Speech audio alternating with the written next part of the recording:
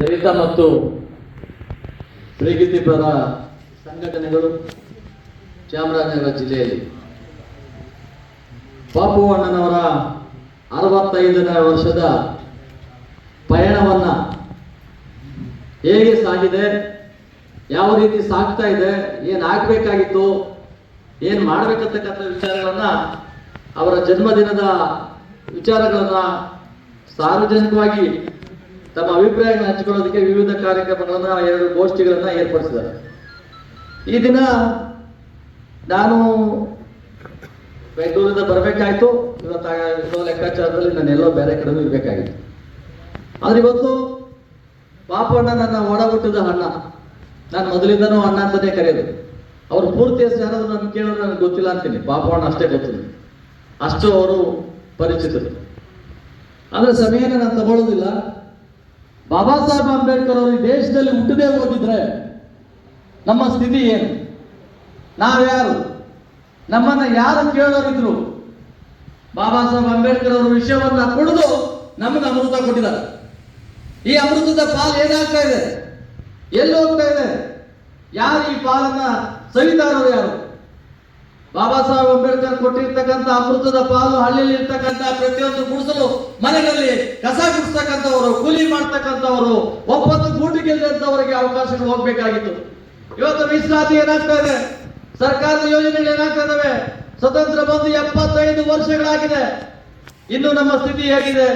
ನಾವು ಏನ್ ಮಾಡ್ತಾ ಇದ್ದೀವಿ? ನಮ್ಮಲ್ಲಿರ್ತಕ್ಕಂಥ ವಿದ್ಯಾವಂತರು ಯಾವ ರೀತಿ ತಮ್ಮ ಸ್ವಾರ್ಥಕ್ಕೆ ತಮ್ಮ ಜೀವನವನ್ನ ತಮ್ಮ ಕುಟುಂಬಗಳಿಗಾಗಿ ಸೀಮಿತ ಆಗಿದ್ದಾರೆ. ಇವತ್ತು ಬಡವರ ಬಗ್ಗೆ ಚಿಂತನೆ ಮಾಡತಕ್ಕ ಯೋಚನೆಗಳು ಯಾರು ಮಾಡಬೇಕಾಗಿದೆ? ಯಾರೋ ಒಬ್ಬ ಸಾಹಿತಿ, ಯಾರೋ ಒಬ್ಬ ಹೋರಾಟಗಾರ, ಯಾರೋ ಒಬ್ಬ ರಾಜಕಾರಣಿ ಮಾಡೋದಲ್ಲ. ಪ್ರತಿಯೊಬ್ಬರಲ್ಲೂ ಕ್ಷಣ ಕ್ಷಣಕ್ಕೂ ಅಂಬೇಡ್ಕರ್ ವಿಚಾರಗಳನ್ನು ಜನತೆಗೆ ಮುಟ್ಟಿಸಂತ ಕೆಲಸ ಆಗ್ಬೇಕಾಗಿದೆ. ಇವತ್ತು ಜನತೆಗೆ ಮುಟ್ಟಿಸದೆ ಹೋದ್ರೆ, ಸ್ವತಂತ್ರ ಬಂದು 75 ವರ್ಷಗಳಾಗಿದೆ. 75 ವರ್ಷಗಳಲ್ಲಿ ಹಲವಾರು ಯೋಜನೆಗಳನ್ನ ತಂದಿದ್ದಾರೆ ಸರ್ಕಾರ, ಕೇಂದ್ರ ಸರ್ಕಾರ. ಇವತ್ತು ಆ ಯೋಜನೆಗಳು ಯಾರು ತಿಂತಾ ಇದ್ದಾರೆ? ಯಾರು ತಲುಪ್ತಾ ಇದೆ? ಒಂದೊತ್ತಿನ ಊಟಕ್ಕೂ ಒದ್ದಾಡ್ತಕ್ಕಂಥ ನನ್ನ ಅಣ್ಣ ತಮ್ಮಂದರು, ಅಕ್ಕ ತಂಗಿಯರು ಇವತ್ತು ಹಳ್ಳಿಗಳಲ್ಲಿ ತಮ್ಮ ಬದುಕನ್ನು ನಡೆಸೋದಕ್ಕೆ ಅವ್ರು ನಡೆಸ್ತಾ ಇರ್ತಕ್ಕಂಥ ಸಂಘರ್ಷ ಏನಿದೆ, ಇದ್ರ ಬಗ್ಗೆ ನಾವು ಯೋಚನೆ ಮಾಡಬೇಕು.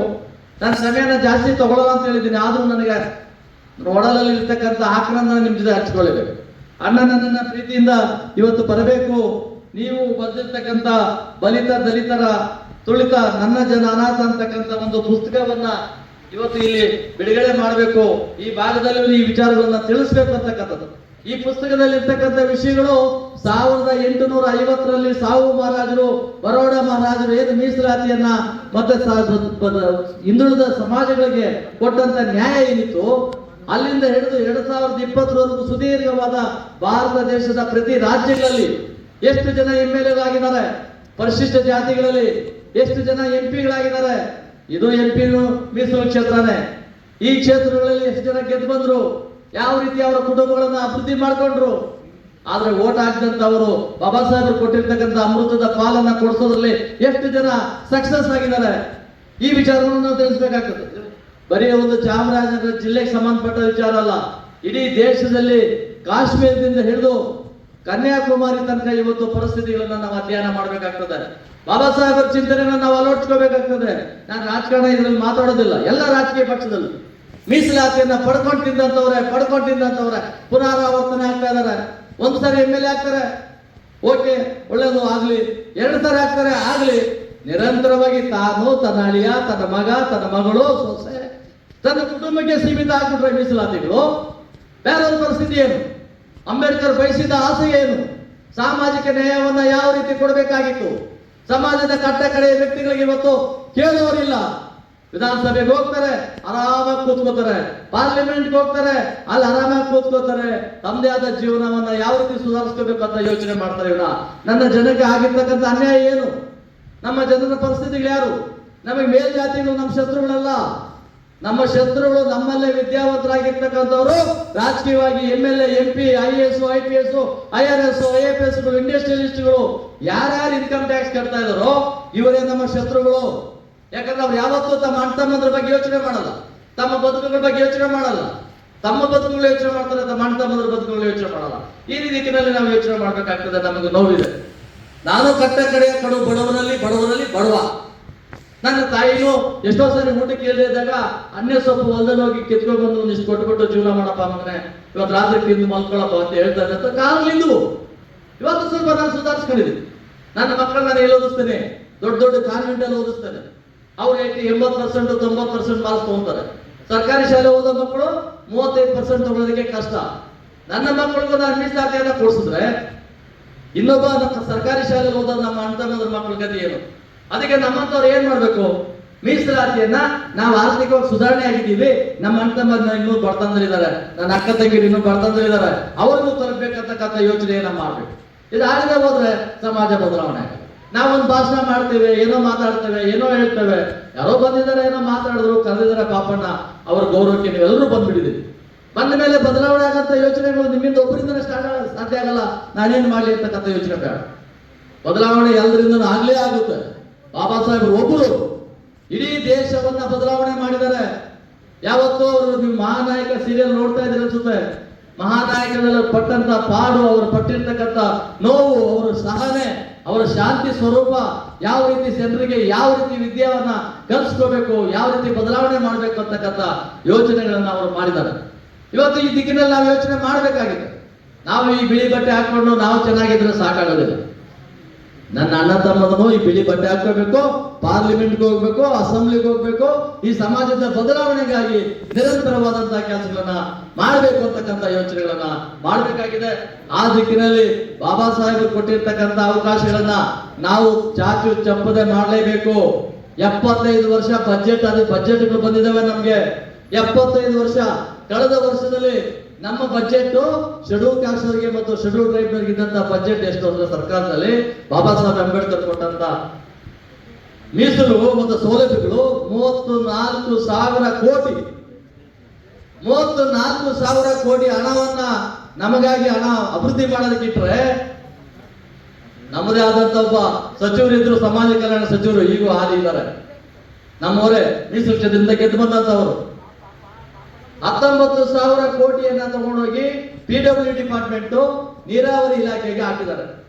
ಬೆಂಗಳೂರಿನಾಗೆ ಒಂದು ಮೆಟ್ರೋ ರೈಲು ಓಡಾಡುತ್ತೆ, ಅದಕ್ಕೆ 9,000 ಕೋಟಿಯನ್ನ ಮೆಟ್ರೋ ಟ್ರೈನ್ ಉಪಯೋಗಿಸೋದಕ್ಕೆ ಬಳಸಿದ್ದಾರೆ. ಒಟ್ಟು 19,000 ಕೋಟಿ.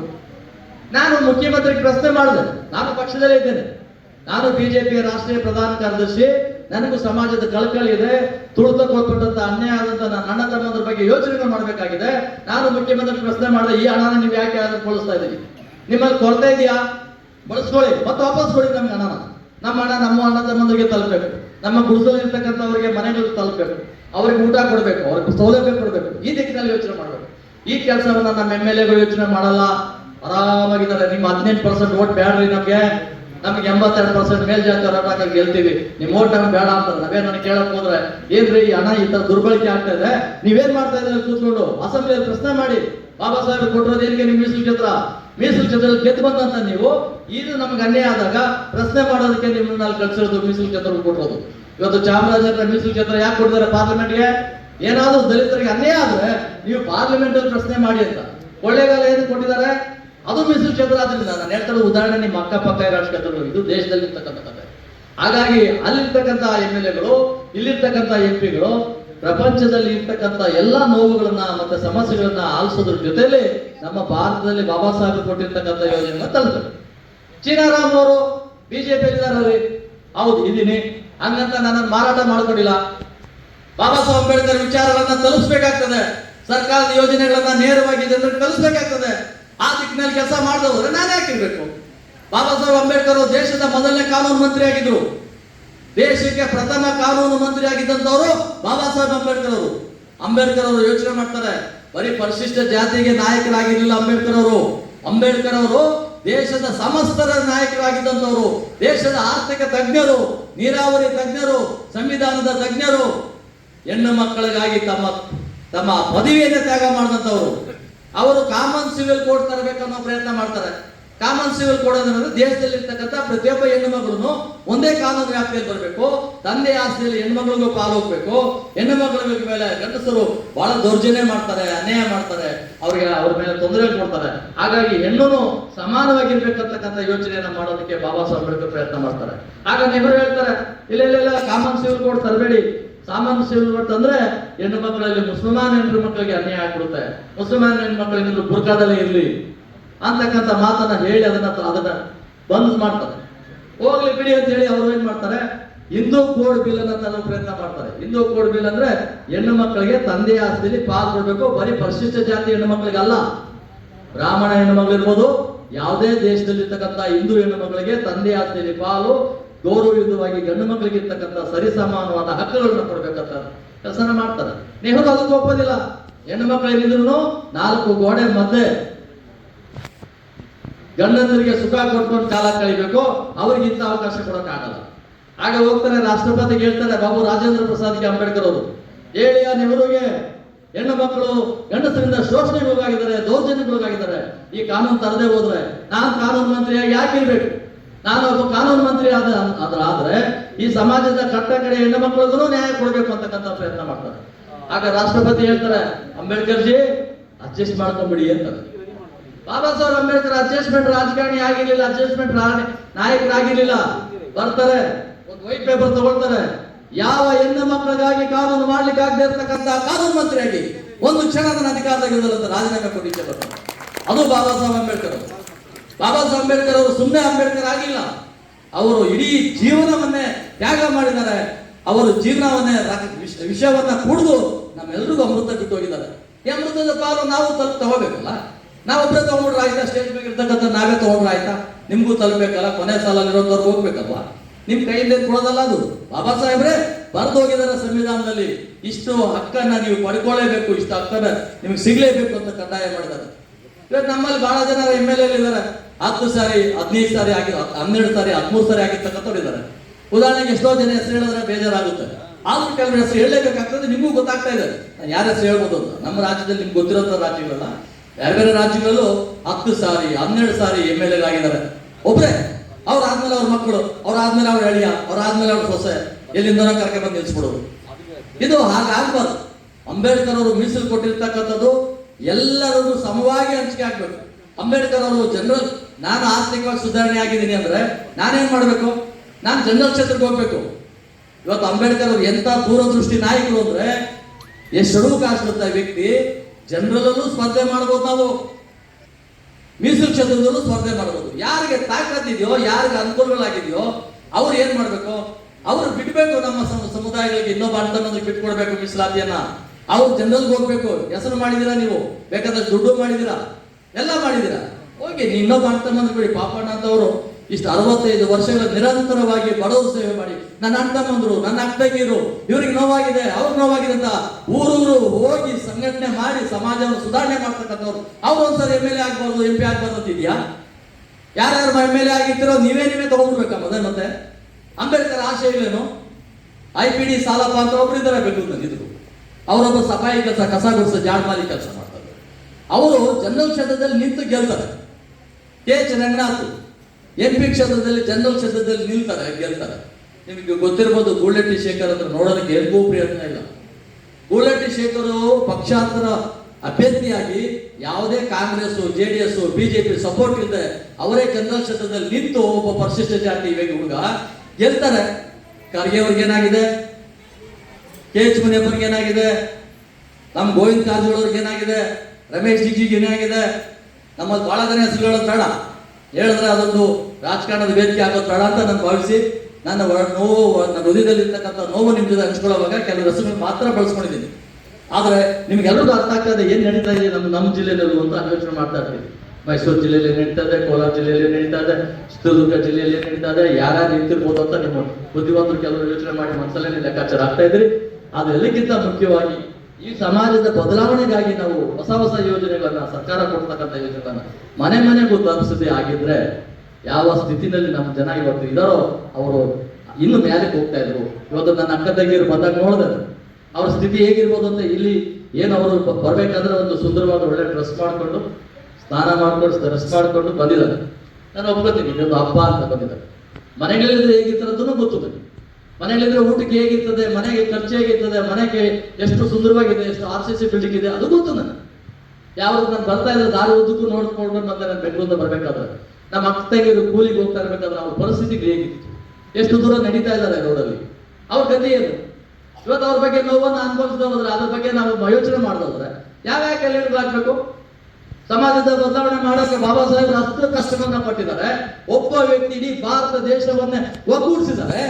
ನಮ್ಮಲ್ಲಿ ಇಷ್ಟು ವಿದ್ಯಾವಂತರಿದ್ದೀವಿ, ಇಷ್ಟು MLA ಇದ್ದಾರೆ, ಇಷ್ಟು MP ಇದ್ದಾರೆ, ಇಷ್ಟು IAS, IPS, IRS, IFS ಎಲ್ಲ ಇನ್ಕಮ್ ಟ್ಯಾಕ್ಸ್ ಇಂಡಸ್ಟ್ರಿಯಲಿಸ್ಟ್ಗಳು ನೋಡೋಗಿ ನೀವು ಅವರ ಮನೆ ಹತ್ರ ನೋಡಿ ನಾಯಿ ಬೋರ್ಡ್ ಹಾಕಿದಾರೆ ಆಚೆ ಮನೆ ಮುಂದೆ, ನಾಯಿ ಇದೆ ಎಚ್ಚರಿಕೆ ಅಂದ್ರೆ ಹೊರಗಡೆ ಬರಬೇಡಿ, ನೀವು ದೂರನೇ ಇದೆ ಅಂತ. ನಮ್ಮ ನಾಯಕ ಅಂತ ನಾವು ಹೋಗ್ತೀವಿ, ನಾಯಿ ಇದೆ ಎಚ್ಚರಿಕೆ ಅಂತ ಬೋರ್ಡ್ ಹಾಕಿದ್ದಾರೆ. ನಮ್ಮ IAS ಅಧಿಕಾರಿ ಜಿಲ್ಲಾಧಿಕಾರಿ ಆಗಿ ಬಂದಿದ್ದಾರೆ, IPS ಅಧಿಕಾರಿ ಒಬ್ಬ SP ಆಗಿ ಬಂದಿದ್ದಾರೆ. ಅವ್ರು ನೋಡಕ್ ಹೋಗ್ಬೇಕಂದ್ರೆ ಮನೆ ಮುಂದೆ ಬೋರ್ಡ್ ಇರುತ್ತೆ, ನಾಯಿ ಇದೆ ಎಚ್ಚರಿಕೆ ಕಚ್ಚಿಬಿಡುತ್ತದೆ. ಅಂದ್ರೆ ಇವತ್ತಿನ ಸ್ಥಿತಿಗೆ ನಮ್ಮ ಪರಿಸ್ಥಿತಿಗಳು, ನಮ್ಮ ಬದುಕುಗಳು, ನಮ್ಮ ಅಣ್ಣತಮ್ಮಂದ್ರ ಬದುಕುಗಳು ಏನು ಅಂತಕ್ಕಂಥ ತಿಳಿಸೋದಕ್ಕೆ ಬಾಬಾ ಸಾಹೇಬ್ ಅಂಬೇಡ್ಕರ್ ಕೊಟ್ಟಿರ್ತಕ್ಕಂಥ ಈ ಪುಸ್ತಕವನ್ನ ಅವರ ವಿಚಾರಗಳನ್ನ ಬರೆದಿದ್ದೇನೆ. ಬಲಿತ ದಲಿತರ ತುಳಿತ ನನ್ನ ಜನನಾಥ ಅಂತ ನಾನು ಬಂದಾಗ ಬಹಳ ಜನ ನನ್ನ ಟೀಕೆ ಮಾಡ್ಬಿಟ್ರು.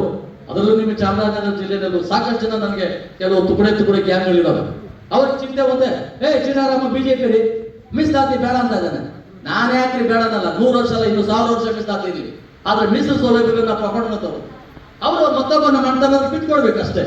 ಮೀಸಲು ಕ್ಷೇತ್ರ ಬೇಡ ಅಂತ ಹೇಳಲ್ಲ, ಇರ್ಲಿ ಇನ್ನು 100 ವರ್ಷ ಇರ್ಲಿ, 1000 ವರ್ಷ ಇರ್ಲಿ. ಆ ಮೀಸಲು ಕ್ಷೇತ್ರಗಳಲ್ಲಿ ಇರ್ತಕ್ಕಂಥವ್ರು ಗೆದ್ದಂಥವರು ತಮ್ಮ ಅಣ್ಣತಮ್ಮಂದರಿಗೆ ಜಾಗ ಖಾಲಿ ಮಾಡ್ಕೊಡ್ಬೇಕು. ಆ ಜಾಗ ಖಾಲಿ ಮಾಡ್ಕೊಡ್ದವ್ರು ಪಾಪಾಡ ಇಲ್ಲಿ ಕೂತಿದ್ರು. ನಂಜನ ಸಮಣ್ಣ ಬಂದ ತಕ್ಷಣ ಜಾಗ ಬಿಟ್ಟು ಅವ್ರು ಆಗಡೆ ಹೋದ್ರು. ಕಾರ್ಯಕ್ರಮ ಅವರೇ ಕೇಂದ್ರ ಬಿಂದು ಆದ್ರು, ಬಿಟ್ಕೊಟ್ರು. ಹಾಗೆ ಒಬ್ರು ಬಿಟ್ಕೊಡೋದು ಮನಸ್ಥಿತಿ ಇರಬೇಕು, ದೂರದೃಷ್ಟಿ ಇರಬೇಕು, ವಿಶಾಲ ಮನೋಭಾವ ಇರಬೇಕು. ಆ ಮನೋಭಾವ ಇಲ್ಲದೆ ಇರ್ತಕ್ಕಂಥ ನಮ್ಮ ನಾಯಕರನ್ನು ಕಟ್ಕೊಂಡು ನಾವೇನ್ ಮಾಡೋದು? ಇವತ್ತು ಕಾರ್ಯಕ್ರಮಕ್ಕೆ ನನ್ನ ದೂರದಿಂದ ಕರೆದು, ಅಣ್ಣ ನಾನು ಬಂದ್ರೆ ಕಾಂಟ್ರವರ್ಸಿ ಆಗ್ತದೆ, ವಿವಾದ ಆಗ್ಬೋದು, ಚಿನಾರಾಮ ಮೀಸಲಾತಿ ವಿರೋಧಿ ಅಂತ ಪ್ರಚಾರ ಮಾಡ್ಬಿಟ್ಟವ್ರೆ ನಿಮ್ಮ ಜಿಲ್ಲೆನಲ್ಲಿ, ಏನ್ ಮಾಡಿ? ನಾನು ಮೀಸಲಾತಿ ಯಾವತ್ತೂ ಯಾರಿಗೂ ಬೇಡ ಅಂತ ಹೇಳಲ್ಲ. ಯಾರು ನಾವು ಪಡ್ಕೊಂಡ ಮೇಲೆ ಬಂದಿದ್ದೀವಿ, ನಾವು ಪಡ್ಕೊಂಡ ಮೇಲೆ ನಮ್ಮ ಅಣ್ಣತಮ್ಮಂದ್ರಿಗೆ ಹೋಗ್ಬೇಕೋ ಬೇಡ ಪಾಲು? ಬಾಬಾ ಸಾಹೇಬ್ ಕೊಟ್ಟಿರ್ತಕ್ಕಂಥ ಅಮೃತ ಎಲ್ರಿಗೂ ತಲುಪಬೇಕೋ ಬೇಡವೋ? ಇದು ನನ್ನ ಒಡಲಲ್ಲಿ ಇರ್ತಕ್ಕಂಥ ನೋವು. ಈ ನೋವುಗಳನ್ನ ನನ್ನ ಸಮಯ ತಗೊಳ್ಳಲ್ಲ. ಗುರುಗಳು ಅವರು ಮಾತಾಡೋದಿದ್ದಾರೆ, ವ್ಯಕ್ತಿ ಮೇಲೆ ಇರ್ತಕ್ಕಂಥವ್ರು ಮಾತಾಡೋದಿದ್ದಾರೆ. ಇನ್ನು ಗೋಷ್ಠಿಯನ್ನ ಪ್ರಾರಂಭ ಆಗ್ತದೆ, ಮತ್ತೊಂದು ಗೋಷ್ಠಿ ಇದೆ. ಇದು ಸಾಂಕೇತಿಕ ಕಾರ್ಯಕ್ರಮ ಉದ್ಘಾಟನೆ ಆಗ್ಬೇಕಾಗಿತ್ತು, ಆಗಿದೆ. ನನ್ನ ನೋವನ್ನ ಹೆಚ್ಚುವರಿಯಾಗಿ ಹೇಳ್ಕೊಳಕ್ಕೆ ಆಗದೆ ಇದ್ರು ಇವತ್ತು ಒಂದು ಮಾತ್ರ ಸತ್ಯ, ಯಾರು ಹೊಟ್ಟೆ ಹಸ್ಕೊಂಡಿದಾರೋ ಅವ್ರಿಗೆ ಊಟ ಕೊಡಿ. ಯಾರು ಹೊಟ್ಟೆ ತುಂಬಿಕೊಂಡಿದಾರೋ ಅವ್ರ ಊಟವನ್ನ ಇನ್ನೊಬ್ಬರಿಗೆ ಹಂಚೋದ್ರ ಮುಖಾಂತರವಾಗಿ 100 ವರ್ಷಕ್ಕಾಗಷ್ಟು ಆಸ್ತಿ ಮಾಡಿರ್ತಾರೆ. ಇನ್ನೇನು ಅವ್ರಿಗೆ ಎಲ್ಲ ರೀತಿಯಲ್ಲೂ ಕಾಯಿಲೆಗಳು ಬಂದಿರ್ತವೆ, 106 ಕಾಯಿಲೆಗಳಿವೆ. ಆದ್ರೂ ನಾನೇ ನಾನೇ ನಾನೇ ನನ್ನ ಅಳಿಯ, ನನ್ನ ಮಗಳು, ಸೊಸೆ, ಇನ್ನು ಯಾರಾದ್ರೂ ಇದ್ರೆ ಅವ್ರನ್ನೆಲ್ಲ ಹುಡ್ಕೊಂಡ್ಬಂದು ಎಲ್ಲ ಮೀಸಲು ಕ್ಷೇತ್ರಗೂ ಅವನ್ನೇ ನಿಲ್ಲಿಸ್ಬಿಟ್ಟು ಅವ್ರನ್ನೇ ಒಂದು ಸರ್ಕಾರ ರಚನೆ ಮಾಡ್ಕೊಳ್ಳೋಷ್ಟು ಯೋಚನೆಗಳು ಮಾಡ್ತಾರೆ. ಇದು ಆಗಬಾರ್ದು ಅಂತ ಈ ಸಂದರ್ಭ ಹೇಳಿ, ಬಾಬಾ ಸಾಹೇಬ್ ಅಂಬೇಡ್ಕರ್ ಕೊಟ್ಟಿರ್ತಕ್ಕಂಥ ಆಲೋಚನೆಗಳು, ಅವ್ರು ಕೊಟ್ಟಿರ್ತಕ್ಕಂಥ ಯೋಜನೆಗಳನ್ನ ನೇರವಾಗಿ ಮನೆ ಮನೆಗೂ ತಲುಪುವಂತ ಕೆಲಸ ಇಡೀ ಭಾರತ ದೇಶದಲ್ಲಿ ಆಗ್ಬೇಕು. ಭಾರತ ದೇಶದಲ್ಲಿ ಹುಟ್ಟಿರ್ತಕ್ಕಂಥ ಪ್ರತಿಯೊಬ್ಬ ಬಡವನಿಗೂ ಇವತ್ತು ಹೊಟ್ಟೆ ತುಂಬ ಅನ್ನ ಸಿಗುವಂಥದ್ದು ಆಗ್ಬೇಕು. ಇರೋದಕ್ಕೊಂದು ಒಳ್ಳೆ ಮನೆ, ಅವ್ರ ಭವಿಷ್ಯದ ನಿರ್ಧಾರ ಮಾಡೋದಕ್ಕೆ ಮಕ್ಕಳಿಗೆ ಒಳ್ಳೆ ವಿದ್ಯಾಭ್ಯಾಸ ಕೊಡಿಸೋಂಥ ಕೆಲಸ ಆಗ್ಬೇಕು. ಈ ದಿಕ್ಕಿನಲ್ಲಿ ವಿಶೇಷವಾದಂಥ ಕೆಲಸ ಆಗ್ಲಿ. ಪಾಪಣ್ಣವರಿಗೆ ನಾನು ಅವರ ಹೆಸರು, ಪೂರ್ತಿ ಹೆಸರು ನೀವು ಯಾರಾದ್ರೂ ಕೇಳಿದ್ರು ನಾನು ಹೇಳಕ್ ಬರಲ್ಲ, ಯಾಕಂದ್ರೆ ಬರೀ ಪಾಪು ಅಣ್ಣ ಅಂತ ಮಾತಾಡಿ ಅವರ ಹೆಸರು ಹಾಗೆ ಇದೆ. ಅವರ ಹುಟ್ಟುಹಬ್ಬದ ಶುಭಾಶಯಗಳು ನಿಮ್ಮೆಲ್ಲರ ಪರವಾಗಿ, ಇಡೀ ಅಖಂಡ ದೇಶದ ಪರವಾಗಿ, ಭಾರತ ದೇಶದ ಪರವಾಗಿ, ವಿಶ್ವದ ಮುಗ್ಧ ಜನರ ಪರವಾಗಿ ನಾನು ಅವರಿಗೆ ಶುಭಾಶಯಗಳನ್ನು ಅರ್ಪಿಸ್ತಾ, ಇಂತಹ ಯೋಜನೆಗಳು ಮಾಡಿರ್ತಕ್ಕಂಥವ್ರು, ಇಷ್ಟು ಹಿರಿಯ ನಾಯಕರಾಗಿರ್ತಕ್ಕಂಥವ್ರು, ಪ್ರಾಮಾಣಿಕರಲ್ಲಿ ಪ್ರಾಮಾಣಿಕರಾಗಿರ್ತಕ್ಕಂಥ ಪಾಪು ಅಣ್ಣನವರಿಗೆ ಮುಂದಿನ ದಿನಗಳಲ್ಲಿ ರಾಜಕೀಯವಾಗಿ ಒಂದು ಒಳ್ಳೆ ಅವಕಾಶ ಬೇಕಾಗಿದೆ. ಅವ್ರಿಗೂ ಈಗ ಅವರ ಅನುಭವ, ಅವರ ಹಿರಿಯತನ ಬಹಳಷ್ಟು ದೊಡ್ಡದಿದೆ, ಅವ್ರನ್ನ ಬಳಸ್ಕೋಬೇಕಂತ ಕೆಲಸ ಆಗ್ತದೆ. ನಾನು ಇಲ್ಲಿ ರಾಜಕಾರಣ ಮಾತಾಡಲ್ಲ ಅಂತ ಹೇಳಿದ್ದೀನಿ. ಮುಂದಿನ ದಿನಗಳಲ್ಲಿ ಅವರು MP ಆಗ್ಬೇಕು, MLA ಆಗ್ಬೇಕು, ಅವ್ರಿಗೂ ಒಂದು ಒಳ್ಳೆ ಅವಕಾಶಗಳು ಬರಬೇಕು. ಸಮಾಜಮುಖಿಯಾಗಿ ಕೆಲಸ ಮಾಡ್ತಕ್ಕಂಥವ್ರು ಪ್ರತಿಯೊಬ್ಬರು ರಾಜಕೀಯ ಅಧಿಕಾರನ ತಗೋಬೇಕು. ಆದ್ರೆ ಸಮಾಜನೇ ಮರ್ತೋಗಂತವ್ರಿಗೆ ರಾಜಕೀಯ ಅಧಿಕಾರಗಳು ಸಿಗಬಾರ್ದು, ಅವ್ರು ದೂರ ಇರಬೇಕು. ನಾನು ಈ ಚಾಮರಾಜನಗರ ಜಿಲ್ಲೆಗೆ ಮಾತ್ರ ಸೀಮಿತ ಮಾಡ್ಕೊಂಡು ಮಾತಾಡ್ತಾ ಇಲ್ಲ, ಇಡೀ ಭಾರತ ದೇಶದಲ್ಲಿ ಇರ್ತಕ್ಕಂಥ ವ್ಯವಸ್ಥೆ ಸಂಪೂರ್ಣವಾಗಿ ಬದಲಾವಣೆ ಆಗ್ಬೇಕು. ನಾನು ಈಗಾಗಲೇ ನರೇಂದ್ರ ಮೋದಿ ಅವ್ರಿಗೂ ನಾನು ಅಪೀಲ್ ಮಾಡ್ಕೊಂಡಿದ್ದೇನೆ. ಆರ್ಥಿಕವಾಗಿ ಯಾರು ಸುಧಾರಣೆ ಆಗಿದ್ದೀರಿ, ನೀವು ಮೀಸಲಾತಿಯಿಂದ ದೂರ ಇಡಿ ಅವ್ರನ್ನ. ಯಾರು ಬಡತನದಲ್ಲಿದ್ದಾರೆ, ದಿನಕ್ಕೆ 200, 300, 400, 500 ರೂಪಾಯಿ ಕೂಲಿ ಮಾಡುವಂತ ಕೆಲಸ ಮಾಡ್ತಾ ಇದ್ದಾರೋ ಅವ್ರಿಗೆ ಹೆಸರು ಹೋಗ್ಬೇಕು. ನನ್ನಂತವ್ರಿಗೂ ಮೀಸಲಾತಿ ಬೇಕಾಗಿಲ್ಲ. ನಾನು ಮೀಸಲಾತಿ ಬೇಡ ಅಂದ್ರೆ ಈ ಸಮಾಜಕ್ಕೆ ಬೇಡ ಅಂತ ನಾನು ಹೇಳ್ತಾ ಇಲ್ಲ, ಅದನ್ನು ತಪ್ಪಾಗಿ ಹೇಳ್ತಾರೆ. ಚಿನಾರಾಮ್ ಅವರು ಪ್ರಧಾನಮಂತ್ರಿ ಪತ್ರ ಬರ್ಕೊಟ್ರಂತೆ ಮೀಸಲಾತಿ ಬೇಡ ಅಂದ್ಬಿಟ್ಟಿದ್ದಾರೆ ಅಂತ ವೇದಿಕೆಯಲ್ಲಿ ಮಾತಾಡ್ತಾ ಇದ್ರು. ಪಾಪಣ್ಣವ್ರು ಕರ್ಸ್ಬಿಟ್ಟು ನೋಡಿ ಮೀಸಲಾತಿ ಬೇಡ ಅಂತ ಅವ್ರ ಕೈಯಲ್ಲಿ ಭಾಷಣ ಮಾಡಿಸೋ ಕೋಮವಾದಿ, RSS ಮನೋವಾದಿ, ಏನೇನೋ ಕತೆ ಕಟ್ಬಿಡ್ತಾರೆ. ನನಗೆ ಕಟ್ಕೊಳ್ಳಿ, ಸತ್ಯ ಇವತ್ತಲ್ಲ ನಾಳೆ ಸತ್ಯನೇ. ಸೂರ್ಯನ ಯಾರಾದ್ರೂ ಅಂಗೈ ಅಡ್ಡ ಇಟ್ಬಿಟ್ಟು ಸೂರ್ಯ ಹುಡ್ತಾ ಇಲ್ಲ ಅಂತ ಅನ್ಕೊಳ್ಳೋ ಭ್ರಮೆಯಲ್ಲಿರ್ತಕ್ಕಂಥ ಕೆಲವು ತುಕಡೆ ಸಂಘಟನೆಗಳು ಅವ್ರ ಬಗ್ಗೆ ನಾನು ತಲೆ ಕೆಡಿಸ್ಕೊಳ್ಳಲ್ಲ. ನನ್ನ ಅಕ್ಕಂಗಿರೋ ಅಣ್ಣ ತಮ್ಮಂದ್ರು ಇವತ್ತು ಏನ್ ನೋವನ್ನ ಅನುಭವಿಸ್ತಾ ಇದಾರೆ. ಇವತ್ತು ಹಳ್ಳಿಲೆಲ್ಲ ಅವ್ರ ಬದುಕಿನ ಬಗ್ಗೆ ಯಾರು ಕೇಳೋರು? ಬರೀ ಸಂಘಟನೆ ಹೇಳ್ಕೊಂಡು ವಿಸಿಟಿಂಗ್ ಕಾರ್ಡ್ ಹಾಕೊಂಡು ತಾಲೂಕು ಆಫೀಸು ಜಿಲ್ಲಾಧಿಕಾರಿಗಳ ಆಫೀಸ್ ಹತ್ರ ಓಡಾಡ್ಬಿಟ್ರೆ ಆಗೋದಿಲ್ಲ. ಅವ್ರ ಬದುಕುಗಳಿಗೆ ಸರ್ಕಾರ ಕೊಟ್ಟಿರ್ತಕ್ಕಂಥ ಯೋಜನೆಗಳನ್ನ ನೇರವಾಗಿ ತಲುಪಿಸುವಂತ ಕೆಲಸ ಆಗ್ಬೇಕು. ಆ ದಿಕ್ಕಿನಲ್ಲಿ ಎಲ್ಲರಿಗೂ ಹಾಗೆ ಅಂತ ಹೇಳಿ ನಾನು ತುಂಬಾ ಸಮಯ ತಗೊಂಡಿದ್ದೇನೆ. ನಿಮ್ಮೆಲ್ಲರಿಗೂ ನಾನು ಕ್ಷಮೆಯನ್ನ ಕೇಳ್ತಾ, ಬಾಬಾ ಸಾಹೇಬ್ ಅಂಬೇಡ್ಕರ್ ಕೊಟ್ಟಿರ್ತಕ್ಕಂಥ ಅಮೃತದ ಪಾಲು ಮನೆ ಮನೆಗೂ ತಲುಪುವವರೆಗೂ ನಮ್ಮ ಹೋರಾಟ ನಿಲ್ಲಲ್ಲ. ಅಖಿಲ ಭಾರತ ದಲಿತ ಕ್ರಿಯಾ ಸಮಿತಿ ಇವತ್ತು ಜಮ್ಮು ಕಾಶ್ಮೀರದಲ್ಲಿ ಎಲ್ಲ ರಾಜ್ಯಗಳಲ್ಲಿ ಇವತ್ತು ಜಮ್ಮು ಕಾಶ್ಮೀರ, ಗುಜರಾತ್, ರಾಜಸ್ಥಾನ, ಉತ್ತರ ಪ್ರದೇಶ, ಮಧ್ಯಪ್ರದೇಶ, ಪಂಜಾಬ್, ಮಹಾರಾಷ್ಟ್ರ, ಎಲ್ಲ ತೆಲಂಗಾಣ, ಆಂಧ್ರ, ತಮಿಳುನಾಡು ಎಲ್ಲ ಭಾರತ ದೇಶದ ಸಮಗ್ರವಾಗಿ ಬದಲಾವಣೆ ಆಗುವಂತ ಒಂದು ಯೋಚನೆಗಳನ್ನ ಮಾಡಿ ಹೋರಾಟಗಳನ್ನು ನಿರಂತರವಾಗಿ ನಮ್ಮ ಕಾರ್ಯಕರ್ತರು ಮಾಡ್ತಾ ಇದ್ದಾರೆ. ಆ ಕಾರ್ಯಕರ್ತರ ಒಂದು ಆಸೆ ಇಷ್ಟೇನೆ, ಯಾರು ಸ್ವಾರ್ಥಿಗಳಾಗಿ ತಮ್ಮ ಬದುಕುಗಳಿಗಾಗಿ ಮಾಡ್ತಾ ಇಲ್ಲ. ಅವ್ರು ಯೋಚನೆ ಮಾಡ್ತಾ ಇರೋದು ನಮ್ಮ ಅಣ್ಣ ತಮ್ಮಂದ್ರ ಬದುಕುಗಳು ಸುರಗಬೇಕಾದ್ರೆ ಸರ್ಕಾರದ ಯೋಜನೆಗಳು ನೇರವಾಗಿ ನಮ್ಮ ಅಕ್ಕ ತಂಗಿಯರಿಗೆ ಅಣ್ಣ ತಮ್ಮಂದ್ರ ತಲುಪಬೇಕು. ಆ ದಿಕ್ಕಿನಲ್ಲಿ ಸರ್ಕಾರದ ಮನಸ್ಸನ್ನ ಗೆಲ್ಲುವಂತ ಕೆಲಸ ಮಾಡಬೇಕು. ಮತ್ತೆ ಜನರಿಗೆ ವಾಸ್ತವ ಸತ್ಯ ತಿಳಿಸಬೇಕು ಅಂತಕ್ಕಂಥ ಕೆಲಸಗಳನ್ನ ತಮ್ಮ ಪ್ರಾಣವನ್ನು ಲೆಕ್ಕಿಸದೆ ಕೆಲಸ ಮಾಡ್ತಾ ಇದ್ದಾರೆ. ಈ ದಿಕ್ಕಿನಲ್ಲಿ ವಿಶೇಷವಾಗಿ ನಿಮ್ಮೆಲ್ಲರಿಗೂ ಮತ್ತೊಂದ್ಸಲ ಅಭಿನಂದಿಸಿ, ಗುರುಗಳಿಗೆ ನಾನು ಪುಸ್ತಕವನ್ನ ಬಿಡುಗಡೆ ಮಾಡಿ ಚಾಮರಾಜನಗರ ಜಿಲ್ಲೆಯಲ್ಲಿ ಪುಸ್ತಕ ಓದಿ ತಪ್ಪಿದ್ರೆ ನನ್ನನ್ನು ಯಾರು ಬೇಕಾದ್ರೂ ಗಲ್ಲು ಶಿಕ್ಷೆಗೆ ಹಾಕ್ಬೇಕು. ನಾನೇನಾದ್ರೂ ತಪ್ಪಾಗಿ ಬರೆದು ಮೀಸಲಾತಿ ಬೇಡ ಅಂತ ಹೇಳಿದ್ರೆ ನನಗೆ ಓಪನ್ ಆಗಿ ನಿಮ್ಮ ಚಾಮರಾಜನಗರ ಇಲ್ಲಿಗೆ ಬರ್ತೀನಿ, ಬಾಬಾ ಸಾಹೇಬ್ ಅಂಬೇಡ್ಕರ್ ಸ್ಟ್ಯಾಚ್ಯೂ ಮುಂದೆ ನಾನು ಗಲ್ಲು ವ್ಯವಸ್ಥೆ ಮಾಡಿ ಗಲ್ಲು ಹಾಕೊಳ್ಳೋಕೆ ನಾನು ರೆಡಿ. ಆದ್ರೆ ಸರ್ಕಾರಿ ಸೌಲಭ್ಯಗಳು ನೇರವಾಗಿ ತಲುಪದೆ ಹೋದ್ರೆ ಗತಿ ಏನು? ಇವತ್ತು 19,000 ಕೋಟಿಯನ್ನ ನಮ್ಮ ಹಣ ಅದು ಬಾಬಾ ಸಾಹೇಬ್ ಕೊಟ್ಟಿರ್ತಕ್ಕಂಥ ವಿಶೇಷ ಘಟಕ ಯೋಜನೆಯ ಹಣನ ತಗೊಂಡೋಗಿ ನೀವು ರೈಲ್ವೆ ಇದಕ್ಕೆ ಮೆಟ್ರೋ ರೈಲ್ಗೆ, ನೀರಾವರಿ ಇಲಾಖೆಗೆ, PWD ಡಿಪಾರ್ಟ್ಮೆಂಟ್ಗೆ ಬಳಸ್ಕೊಂಡ್ಬಿಟ್ರೆ 19,000 ಕೋಟಿ ಅಂದ್ರೆ ತಮಾಷೆ ದುಡ್ಡು. ಅದು ಎಷ್ಟು ಕುಟುಂಬಗಳು ಒಂದು ಜಿಲ್ಲೆ 10 ಜಿಲ್ಲೆ ಅಭಿವೃದ್ಧಿ ಮಾಡ್ಬೋದು, ಒಂದು ಗುಡಿಸಲು ಇದ್ದಂಗೆ ಮಾಡ್ಬೋದು, ಒಂದು ಹೆಂಚಿನ ಮನೆ ಇದ್ದಂಗೆ ಮಾಡ್ಬೋದು. ಆ ದುಡ್ಡೆಲ್ಲ ತಗೊಂಡೋಗಿ ವರ್ಷ ಹೀಗೆ ಮಾಡ್ತಾ ಇದ್ದಾರೆ.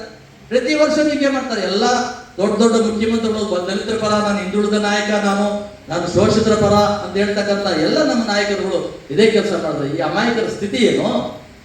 ಇದ್ರ ಬಗ್ಗೆ ವಿಚಾರ ಮಾಡೋದು ಯಾರು ಅಂತ ಕೇಳ್ತಾ ನಿಮ್ಮೆಲ್ಲರಿಗೂ ಅಭಿನಂದಿಸಿ, ವಿಶೇಷವಾಗಿ ಈ ಕಾರ್ಯಕ್ರಮ ಆಯೋಜಿಸಿರ್ತಕ್ಕಂಥ ಎಲ್ಲ ಪ್ರಗತಿಪರ ಚಿಂತಕರಿಗೂ ಮತ್ತೆ ಇಲ್ಲಿ ಬಂದಿರ್ತಕ್ಕಂಥ ಎಲ್ಲ ನನ್ನ ಆತ್ಮೀಯ ಅಕ್ಕ ತಂಗಿರಿಗೂ, ಅಣ್ಣ ತಮ್ಮಂದಿರಿಗೂ ಮತ್ತು ಪತ್ರಕರ್ತರಿಗೂ ಅಭಿನಂದಿಸಿ ನನ್ನ ಮಾತನ್ನು ಮುಗಿಸ್ತೇನೆ. ಜೈ ಭೀಮ್, ಜೈ ಭಾರತ್.